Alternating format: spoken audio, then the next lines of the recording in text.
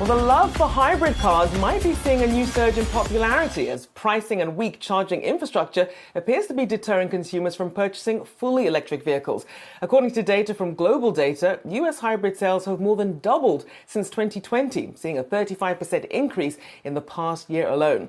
And hybrids have also continued to outsell EVs in the US, approaching 1.4 million vehicles in 2023, commanding 9% of the car market compared to the 1.2 million in electric vehicle sales, and control over 8% of the market.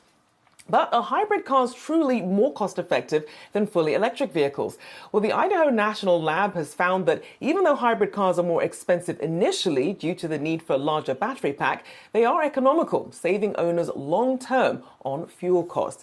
Now, Kiko, I know you're an EV person here. I'm one of these people who's sort of been teetering on the edge here, debating whether or not I'll go sort of the plug-in hybrid, or the traditional hybrid that sort of charges as you go, or just sort of biting the bullet and going full EV. When you think of between the tax breaks and some of the benefits, it makes sense that people want to hedge their bets and go for a hybrid.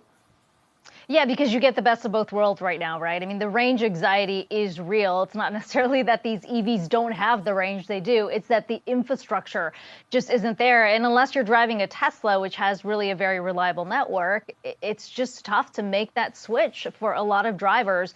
To your point, when you're talking about plug-in hybrids, at least, they do still qualify for that $7,500 IRA tax credit. So interesting bet there in terms of where drivers are going. I mean, that also points to just how drivers are still thinking a little more long term. I mean, EVs are where the market's going, but when you think about where fuel prices have been, still painful to go for an ICE car completely. Plug-in hybrid seems to be a good compromise, at least for drivers who are looking to save a little money right now.